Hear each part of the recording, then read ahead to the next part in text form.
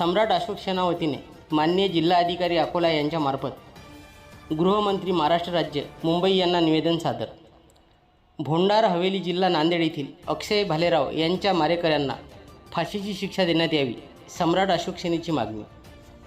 नांदेडमध्ये महाराष्ट्राला संतापून जे घटना घडली, अक्षय भालेरावची या भीमसैनिकांची हत्या केली, त्याच्या हत्यारांना फाशीची शिक्षा झाली पाहिजे आणि हे केस फास्ट ट्रॅक कोर्टमध्ये लागून या आरोप्यांना फाशीची शिक्षा दिली पाहिजे.